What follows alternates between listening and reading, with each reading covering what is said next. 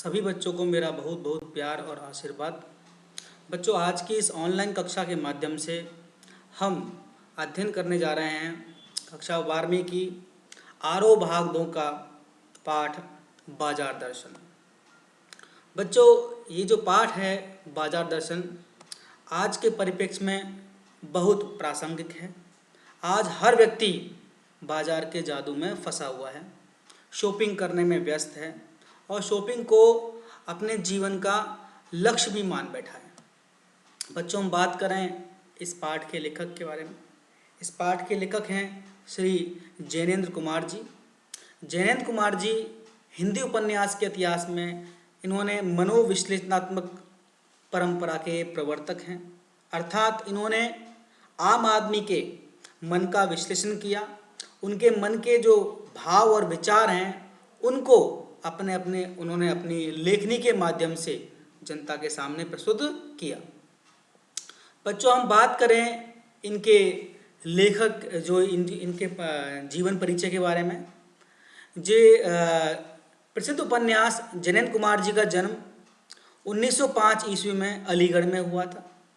बचपन में ही इनके पिताजी का देहांत हो गया और इनके मामा ने ही इनका लालन पालन किया। इनकी प्रारंभिक शिक्षा हस्तिनापुर के गुरुकुल में हुई। उन्होंने उच्च शिक्षा काशी हिंदू विश्वविद्यालय बनारस में ग्रहण की। 1921 में गांधी जी के प्रभाव के कारण इन्होंने पढ़ाई छोड़कर असहयोग आंदोलन में भाग लिया। महात्मा गांधी जी के संपर्क में आने के बाद इन्होंने नॉन कोऑपरेशन मूवमेंट में भाग लिया। अंत में ये स्वतंत्र रूप से लिखने लगे। इनकी साहित्यिक सेवा के कारण, साहित्य में जो इन्होंने सेवा दी, इनके कारण 1984 ईस्वी में इन्हें भारत भारती सम्मान मिला।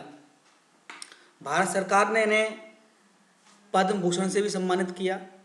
इन्हें साहित्य अकादमी पुरस्कार भी प्राप्त हुआ है और इनका देहांत सन 1990 में दिल्ली में हुआ। अब बच्चों, बात करें इनकी रचनाओं के बारे में।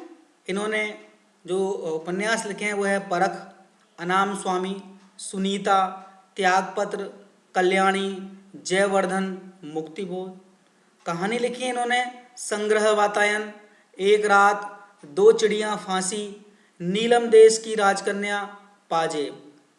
निबंध संग्रह देखें इनके प्रस्तुत प्रश्न, जड़ की बात, पूर्वोदय, साहित्य का श्रेय और प्रेय, सोच विचार, समय और हम।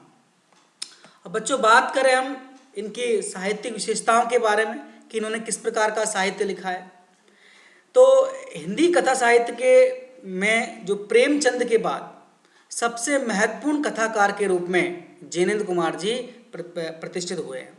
अर्थात इन्हें प्रेमचंद जी के बाद दूसरा स्थान इनको कथा लिखने में हासिल हुआ है।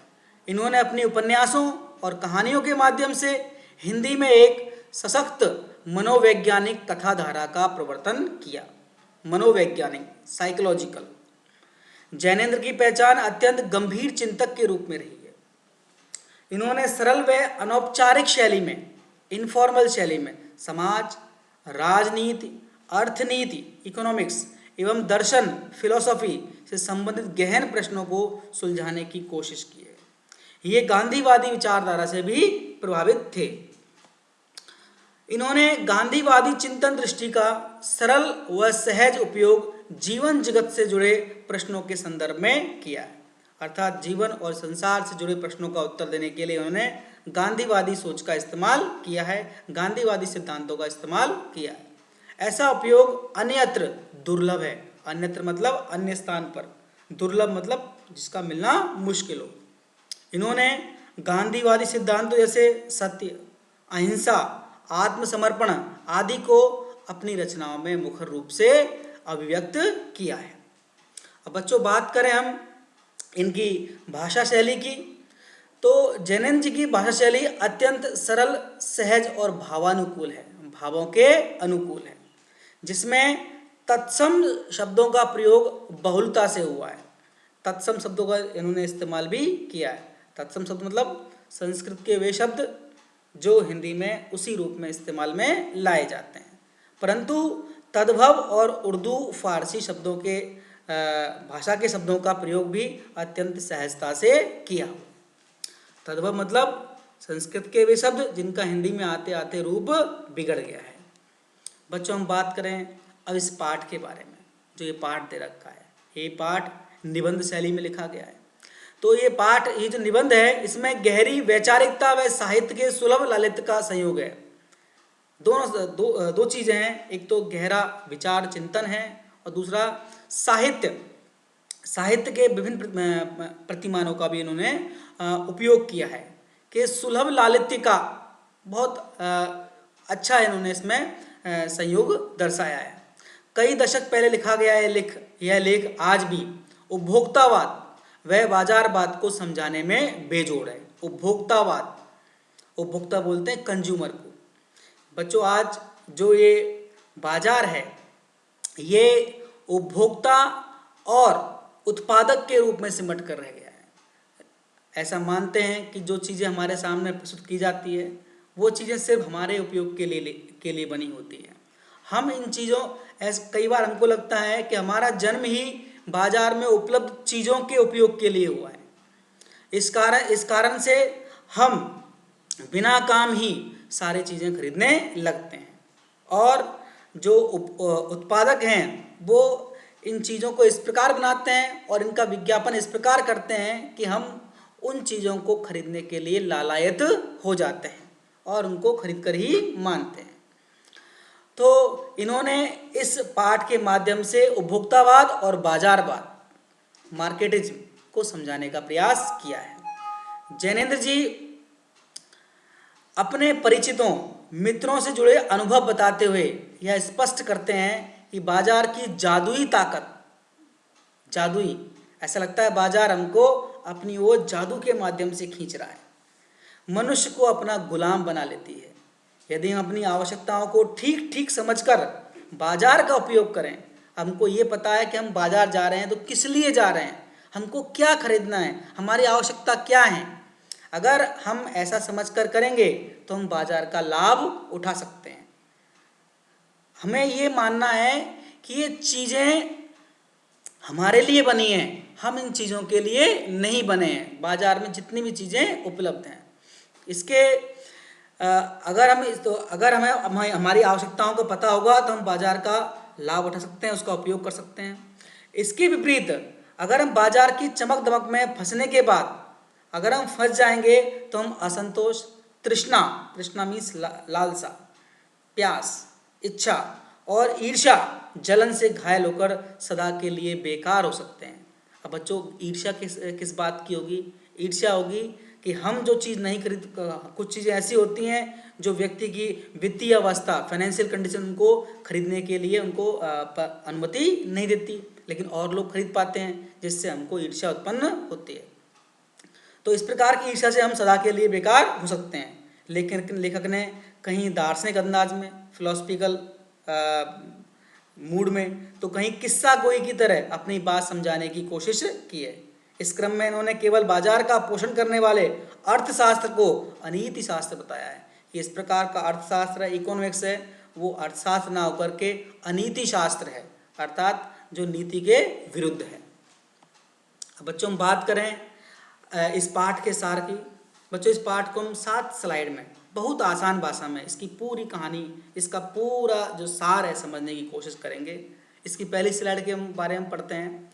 लेखक पहली शुरुआत में अपने मित्र की कहानी बताता है कि एक बार वे बाजार में मामूली चीज़ लेने गए, परंतु वापस बंडलों के साथ लौटे।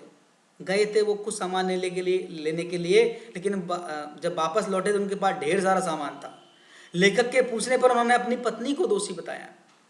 हमेशा यही होता है कि हम कर्म खुद करते हैं, लेकिन उसका दोषी हम किसी और को बनाते हैं, और खासकर अपनी पत्नी को, क्योंकि ऐसा माना जाता है कि पत्नी को ही शॉपिंग करने का अधिक शौक होता है। लेकिन कहीं ना कहीं उस शॉपिंग में पत्नी के जितना दोष पत्नी का होता है, उसके बराबर दोष ही पति का भी होता है।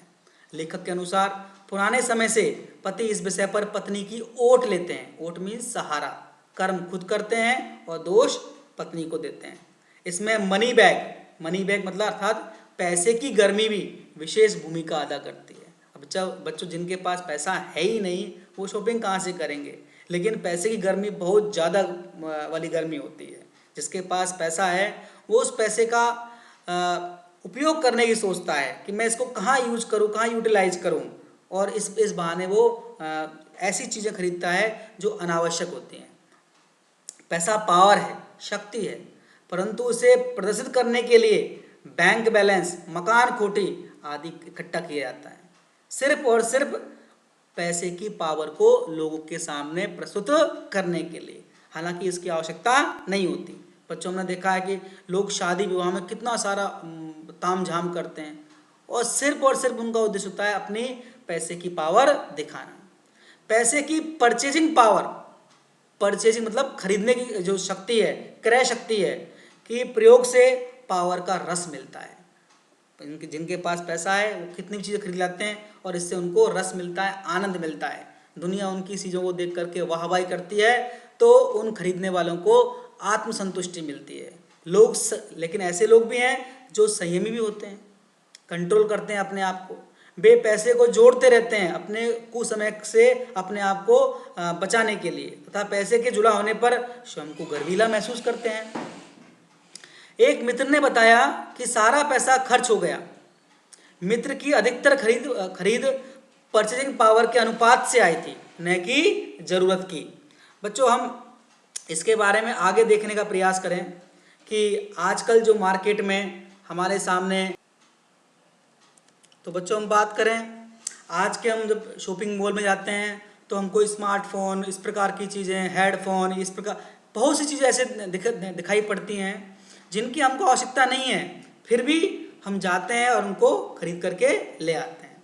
दूसरी पिक्चर में हम देख रहे हैं बच्चों कि हम सामान खरीद के लाए हुए हैं, पूछते भाई सामान लेके क्यों आए हो, कि भाई पत्नी जो साथ थी, तो हम इसमें पत्नी को ही दोष देने का प्रयास करते हैं, जबकि उसमें हम भी बराबर से भागीदार होते हैं। बच्चों हम देखें, लेखक कहता है कि फालतू चीज की खरीद का प्रमुख कारण बाजार का आकर्षण है।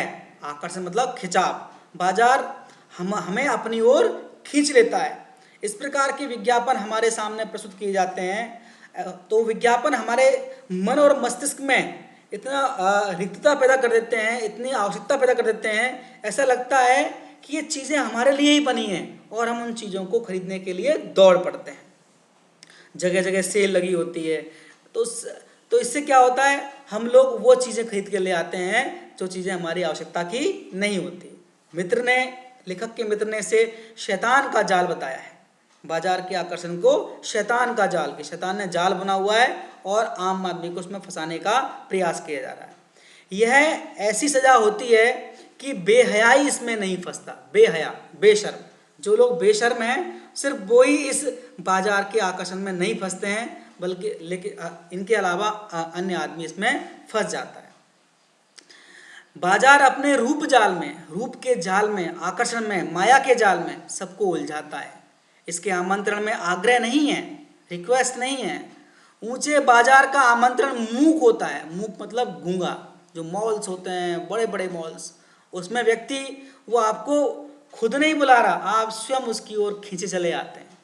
वो आपके सामने कोई प्रचार प्रसार नहीं कर रहा, बल्कि आप उसकी भव्यता देख करके आप खुद उसके तरफ खिंचे हुए चले जाते हैं। यह इच्छा जगाता है और हर आदमी को, और ये जो बाजार है, हर आदमी को चीज की कमी महसूस होती है। चाह और अभाव मनुष्य को पागल कर देता है। किसी चीज की चाह, हमारे अंदर चाह है और हमें उस चीज की चाह है और हमारे पास वो चीज नहीं है, तो मनुष्य पागल हो जाता है और उसको खरीदने के लिए दौड़ पड़ता है। असंतोष, तृष्णा व ईर्ष्या से मनुष्य सदा के लिए बेकार होता है। असंतोष अर्थात मन में कहीं ना कहीं संतोष की भावना नहीं है। तृष्णा है ऐसी चीजों को खरीदने के लिए, और ईर्ष्या है। ईर्ष्या किस बात की है, कि हम उन चीज़ों को नहीं खरीद पाते हैं और दूसरे लोग जिनके पास मनी है, जिनके पास पैसा है, वो इन चीज़ों को खरीद लेते हैं। तो इस प्रकार से हमारे मन में ईर्ष्या उत्पन्न हो जाती है। बच्चों हम बात करें इसके आगे की स्लाइड के बारे में, आगे के पाठ के जो रूपरेखा उसके बारे में, लेखक का दूसरा मित्र दोपहर से पहले बाजार गया तथा शाम को खाली हाथ वापस आ गया। पूछने पर बताया कि बाजार में सब कुछ लेने योग्य था। ऐसा नहीं कि बाजार में जब वो गया तो उसे कुछ लेने योग्य नहीं मिला, सब कुछ लेने योग्य था। सब वो चाहता तो सब कुछ ले सकता था, परंतु कुछ भी ना ले पाया। लेखक ने पूछा, भाई ऐसा क्यों? तो उसने कहा कि एक वस्तु लेने का मतलब था दूसरी छोड़ देना, अर्थात ऐसी वस्तुओं की भीड़ थी जो अच्छी तो थी, आकर्षक तो थी, लेकिन उन्हें लेखक को उनकी आवश्यकता नहीं थी, उनके मित्र को उसकी आवश्यकता नहीं थी। अगर अपनी चाह का पता नहीं है, इच्छा का पता नहीं है, तो सब और की चाह हमें घेर लेती है। हमें ये पता नहीं हमें क्या खरीदना है, तो हम बाजार जाकर के सब कुछ खरीदने के लिए लालायित हो जाते हैं। ऐसे में कोई परिणाम नहीं होता। बाजार में रूप का जादू है, इसका रूप सौंदर्य बहुत आकर्षक है। यह तभी असर करता है कब असर करता है? जब हमारी जेब भरी हो और मन खाली हो। मन खाली से तात्पर्य है हमें अपनी आवश्यकता का अंदाजा नहीं है, हम सिर्फ अपने आप को खुश करने के लिए शॉपिंग करें तो जो ये बाजार है हम पर असर डालता है। यह मन व जेब के खाली होने पर भी असर करता है। खाली मन को बाजार की चीज़ें निमंत्रण देती है। हमारा मन खाली है, हमें अपनी आवश्यकता का अंदाज़ा नहीं है, हम उदास हैं, तो हमें ये बाजार हमको तसल्ली देता है और हमें सब चीज़ें खरीदने का मन करता है। जैसे आप देख रहे हो कि शॉपिंग आजकल एक शौक बन गया है।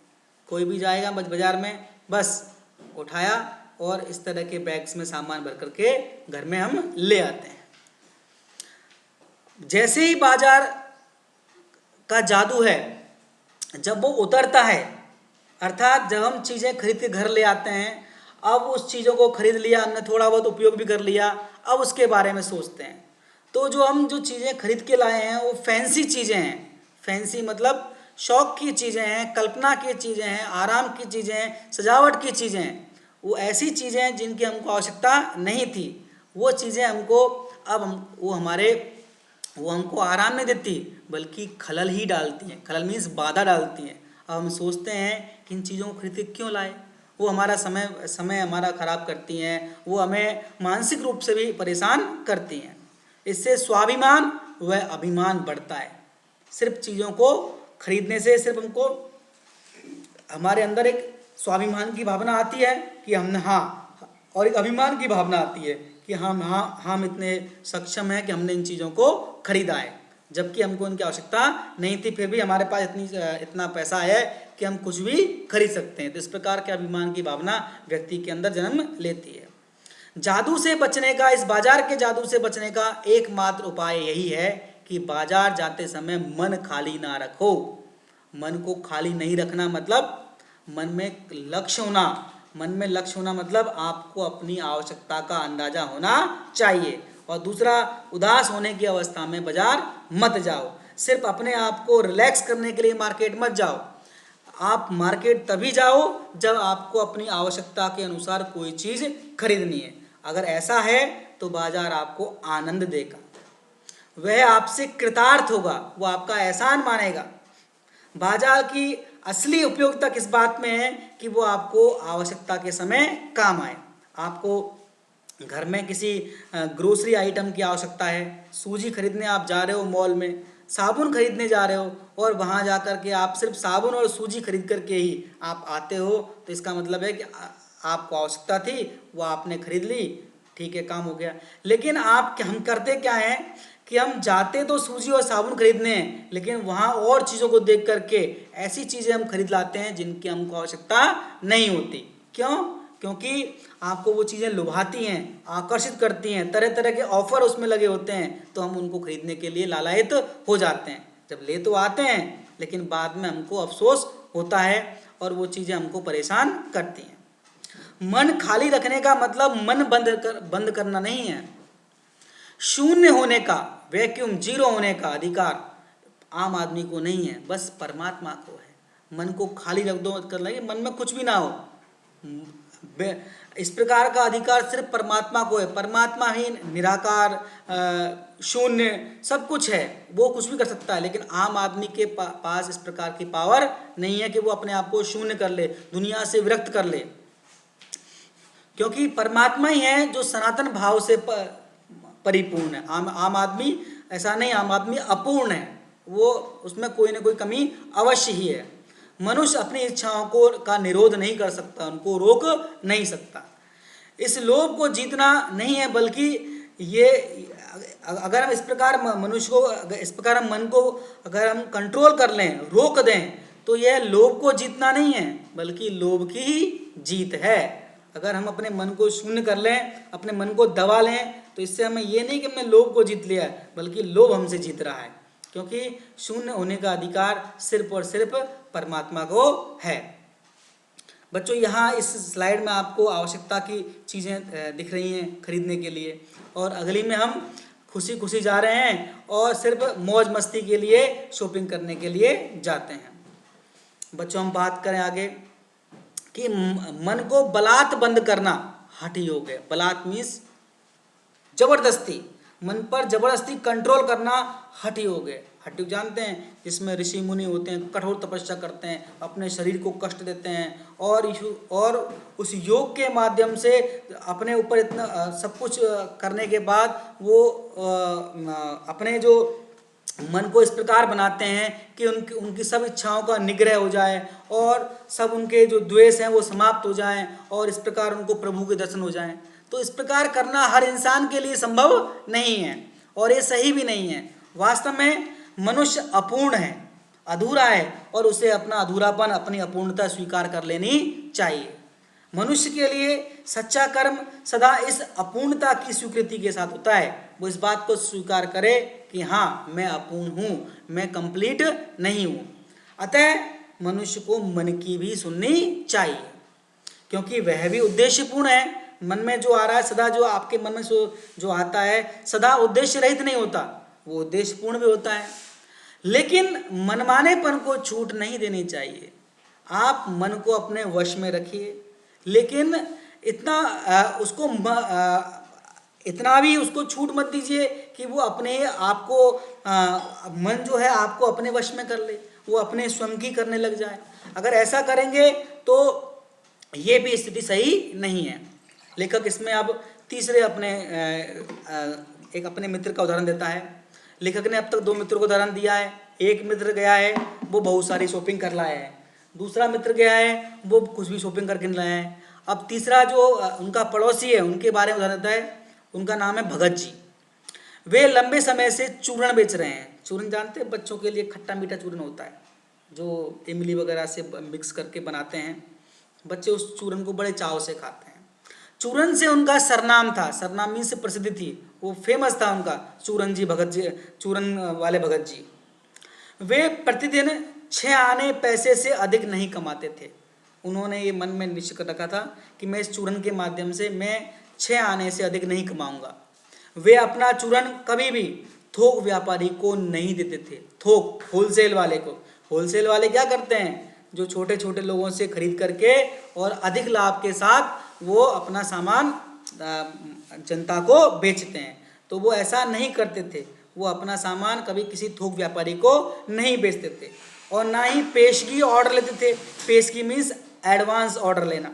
वो अपने किसी व्यक्ति से जब हम किसी सामान के लिए एडवांस पैसे ले लें तो उसका ऑर्डर लिखने को बोलते हैं पेशगी ऑर्डर।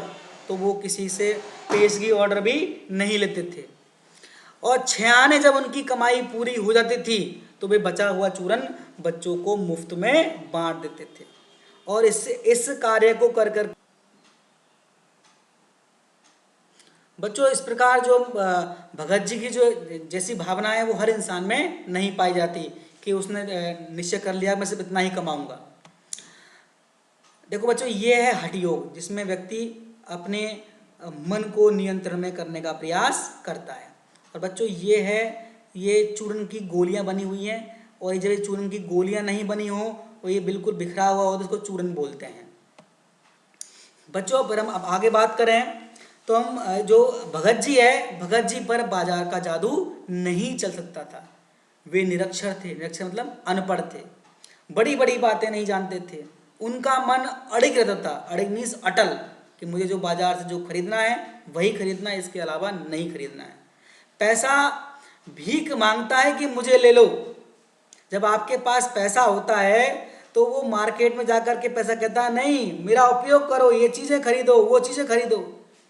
वह निर्मम व्यक्ति पैसे को अपने आहत गर्भ में विलकता ही छोड़ देता है। लेकिन कुछ लोग ऐसे होते हैं जो भगत जी की तरह होते हैं कि पैसा आपके सामने भीख मांग रहा है कि भाई मेरे का उपयोग करो, मुझसे कुछ खरीद लो। लेकिन भगत जी जैसे निर्मम व्यक्ति होते हैं, निर्दयी व्यक्ति होते हैं, जो पैसे को बिलकता ही छोड़ देते हैं और वो अपनी आवश्यकताओं के अनुरूपी सामान खरीद लेते हैं, अर्थात वो पैसे के प्रभाव में नहीं आते।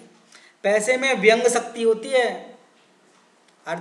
पैदल व्यक्ति के पास से धूल उड़ाती मोटर चली जाए तो व्यक्ति परेशान हो उठता है। किस बात से? कि इस व्यक्ति के पास मोटर कार है, मेरे पास नहीं है। तो उस पैसे में वो व्यंग शक्ति थी, जिसके कारण एक धनवान व्यक्ति एक निर्धन व्यक्ति के सामने निर्धन व्यक्ति को किंग कर्तव्य विमूढ़ छोड़ देता है। उसके मन में इच्छा उत्पन्न कर देता है, काश उसके पास भी बड़ी बड़ी मोटर गाड़ियां होती। वह अपने जन्म तक को कोसता है, वो गरीब व्यक्ति, परंतु यह व्यंग चूरन वाले व्यक्ति पर कोई असर नहीं करता। चूरन वाला व्यक्ति अर्थात भगत जी जैसे वाले व्यक्ति पर असर नहीं करता। लेखक ऐसे बल के विषय में कहता है कि यह कुछ अपर जाति का तत्व है, उच्च जाति का तत्व है। कुछ लोग इसे आत्मिक, धार्मिक और नैतिक कहते हैं कि जब ऐसा बल जिस पर पैसे की शक्ति का कोई असर ना हो, ऐसा जो बल है वो आत्मिक है, आत्मा संबंधित है, धार्मिक है और नैतिक या नीति पर आधारित है। लेखक कहता है कि जहां तृष्णा है, लालसा है, इच्छा है, बटोर रखने की स्पृहा है, स्पृहा मतलब इच्छा है, जहां सामान हम बटोर रहे हैं, संग्रह कर रहे हैं, वहां उस बल का बीज नहीं है, वहां उस व्यक्ति के अंदर नैतिक, धार्मिक और आत्मिक शक्ति नहीं है। संचय की तृष्णा, संचय मीन्स कलेक्शन, तृष्णा मीन्स इच्छा, और वैभव की चाह, वैभव मतलब शान और शौकत की इच्छा में व्यक्ति की निर्बलता ही प्रमाणित होती है, वहां उसका बल प्रमाणित नहीं होता है। बल वहां है जहां आप चीजें खरीदने में सक्षम है, फिर भी आप नहीं खरीद रहे हो, वहां बल है। जो व्यक्ति ताकतवर है और वो किसी अपने से कमजोर व्यक्ति को माफ करे तो वहाँ हाँ साहब, वहाँ उसकी माफ़ी में उद्देश्य है कि वहाँ वाकई में इसने माफ़ किया। लेकिन जो व्यक्ति स्वयं ही कमज़ोर है और वो अपने से बलवान को माफ़ करे तो उसकी माफ़ी काबिल नहीं होती। यहाँ यही बात है कि जिसके पास पैसा है और वो अपनी आवश्यकताओं के अनुरूप खरीद रहा है तो उसके अंदर आत्मबल है। लेकिन जिसके पास पैसा ही नहीं है और वो नहीं खरीद पा रहा तो उसकी मजबूरी मानी जाती है। हम बात करें आगे कि एक दिन कि वह मनुष्य पर धन की और चेतन पर जड़ की विजय जब कब है? जब व्यक्ति अपनी चीज़ों को संचय करने की दृष्टि से, शान और शौकत खरीदने की दृष्टि से खरीदता है तो वो मनुष्य के वो जो चीज़ें हैं, वो जो बात है वो मनुष्य पर धन की विजय है और चेतन पर जड़ की विजय। चेतन मतलब जागृत अवस्था होना, जड़ मीन्स हम स्टैचू हो जाएं, बिल्कुल स्थिर हो जाएं। एक दिन बाजार के चौक में भगत जी व लेखक की राम राम हुई, अभिवादन हुआ, उनकी आंखें खुली थी भगत जी की, वो सब कुछ देखते जा रहे थे, वे सबसे मिलकर बातें करते हुए जा रहे थे। ऐसा नहीं कि बाजार में अपने आंख बंद करते सीधा उस दुकान पे पहुंचे, सामान खरीदकर वापस आए, नहीं, उन्होंने सब कुछ बाजार की चीज़ों को देखते हुए जा रहे हैं। लेकिन वे भौचक के नहीं हैं, शॉक्ड नहीं हैं, सरप्राइज नहीं हैं और ना ही वे किसी प्रकार से लाचार थे, मजबूर भी नहीं है। ऐसा नहीं उनके पास पैसा नहीं है, पैसा भी है, वो जानते नहीं, सब कुछ जानते भी हैं। भांति भांति के बढ़िया माल से चौक भरा था, माल मतलब सामानों से, चौक मीन्स जो सर्किल है, जो आसपास दुकानें थी, सब कुछ भरा हुआ था, सब कुछ लदी हुई दुकानें थी। किंतु उनको मात्र अपनी ज़रूरत की चीज़ से मतलब था। ज़रूरत की चीज़ क्या थी उनकी? चूरन बनाने का सामान। वे रास्ते से फैंसी स्टोरों को छोड़कर, फैंसी मीन्स फैंसी स्टोर मतलब ऐसे स्टोर, ऐसी दुकानें जहां आपको आकर्षित करने वाली चीज़ें मिलती हैं, वो उन चीज़ों को छोड़ करके पंसारी की दुकान से अपने काम की चीज़ें लेने चल पड़ते हैं। पंसारी मतलब जहां ग्रोसरी के आइटम मिलते हैं। अब उन्हें बाजार शून्य लगता है, कि उनका बाजार किसी काम का नहीं है।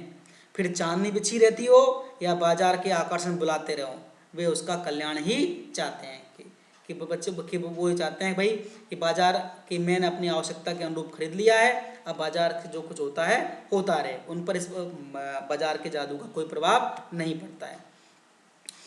बच्चों, लेखक का मानना है कि बाजार को सार्थकता वही मनुष्य देता है जो अपनी जरूरत को पहचानता है, जिसे अपनी आवश्यकताओं का ज्ञान होता है, जो केवल परचेजिंग पावर के बल पर, अपने पैसे के दम पर, अपनी खरीदने की शक्ति के दम पर बाजार को व्यंग दे जाते हैं। वे ना तो बाजार से लाभ उठा सकते हैं और ना उस बाजार को सच्चा लाभ दे सकते हैं। बाजार बना हुआ है आपकी अपनी आवश्यकताओं को पूरा करने के लिए। वे लोग बाजार का बाजारूपन बढ़ाते हैं। बाजारूपन अर्थात अच्छी चीज़ नहीं होती कि बाजार जाएं और बाजार के चकाचौंध में हम फंस जाएं, उसे हम बाजार का बाजारूपन बोलते हैं, उसके आकर्षण में फंस जाएं। ये कपट को बढ़ाते हैं, कपट मीन्स धोखाधड़ी को, जिससे सद्भाव घटता है, समाज में सद्भावना घटती है, लोगों में ईर्ष्या उत्पन्न होती है कि वो अमीर है, वो चीज़ें खरीद सकता है और मैं गरीब हूँ, मैं चीज़ें नहीं खरीद सकता। इंसान के प्रति अच्छी भावना नष्ट होती है। सद्भाव नष्ट होने से जो ग्राहक और बेचक रह जाते हैं, ग्राहक कस्टमर, बेचक दुकानदार, उनके अंदर आत्मीयता की भावना समाप्त हो जाती है। वे एक दूसरे को ठगने की घात में रहते हैं। ग्राहक चाहता है कि दुकानदार को ठग लें, उससे कम पैसे पर सामान खरीद लें। दुकानदार चाहता है ग्राहक को ठग लें, उससे हम ज़्यादा लाभ कमा लें। ऐसे बाजारों में व्यापार नहीं होता बल्कि शोषण होता है, एक दूसरे का एक्सप्लॉइटेशन करने की कोशिश होती है। कपट सफल हो जाता है और ऐसा बाजार मानवता के लिए विडंबना है। विडंबना मीन्स मिसफॉर्चून है, दुर्भाग्य है। और जो ऐसे बाजार का पोषण करते हैं, उसको समर्थ बनाते हैं, उसका शास्त्र बना हुआ है, वह अर्थात सरासर अन्याय है, मायावी शास्त्र है, वो सही नहीं है, ना नीति के अनुरूप ना किसी और चीज़ के अनुरूप। वह अर्थशास्त्र अनीति शास्त्र है, नीति के विरुद्ध है। बच्चों, अब किसके कुछ कठिन शब्द हैं, जैसे महिमा मतलब महत्ता, आशय मतलब अर्थ, प्रमाणित मतलब सिद्ध प्रूव्ड, माया मतलब आकर्षण, ओट मतलब सहारा है, मनी बैग मतलब पैसे रखने का थैला है, पावर मतलब शक्ति या ताकत है, माल टाल मतलब सामान है, परचेजिंग पावर मतलब खरीदने की शक्ति है, फिजूल मतलब व्यर्थ, दरकार मतलब आवश्यकता, इच्छा, बेहया मतलब बेशर्म, हर्ज मतलब नुकसान, आग्रह मतलब खुशामद, तिरस्कार मतलब अपमान, मूक मतलब गूंगा या मौन, परिमित मतलब सीमित लिमिटेड, अतुलित मतलब अपार, कामना मतलब इच्छा, विकल मतलब व्याकुल बेचैन, तृष्णा मतलब लालसा या इच्छा, ईर्ष्या मतलब जलन, त्रास मतलब दुख, सेक मतलब तपन, खुराक मतलब भोजन, कृतार्थ मतलब एहसानमंद होना, शून्य मतलब खाली वैक्यूम, सनातन मतलब शाश्वत इटरनल, निरोध मतलब रोकना, अकारक मतलब व्यर्थी, संकीर्ण मतलब संकरा, शूद्र मतलब तुच्छ छोटा, बलात् मतलब जबरदस्ती, अप्रीति मतलब वैर, बेचक मतलब व्यापारी, ठगना मतलब धोखा देकर लूटना, अप्रयोजनीय मतलब अर्थरहित, जिसका कोई प्रयोजन नहीं हो, उद्देश्य नहीं हो, अखिल मतलब संपूर्ण, सरनाम मतलब प्रसिद्ध, खुशहाल मतलब संपन्न, पेशगी ऑर्डर मतलब सामान के लिए हम एडवांस पैसा देना, कांधे वक्त मतलब निश्चित समय पर, नाचीज मतलब तुच्छ, अपदार्थ मतलब महत्वहीन, इसका कोई महत्व नहीं है, अड़िग मतलब स्थिर, पशुपेश में होना मतलब असमंजस में होना, निर्मम मतलब ममता रहित, इसमें ममता नहीं हो, निर्दयी हो, कुंठित मतलब व्यर्थ, दारुण मतलब भयंकर, कृतघ्न मतलब एहसान ना मानने वाला, और इसका अपोजिट होता है कृतज्ञ। अपर मतलब दूसरी, सरोकार मतलब होना, अपना उससे कोई जुड़ाव होना, स्पृहा मतलब इच्छा। बच्चों, इस वीडियो के माध्यम से मैंने इस पाठ को पूरा आपको समझाने का प्रयास किया है। उम्मीद है आप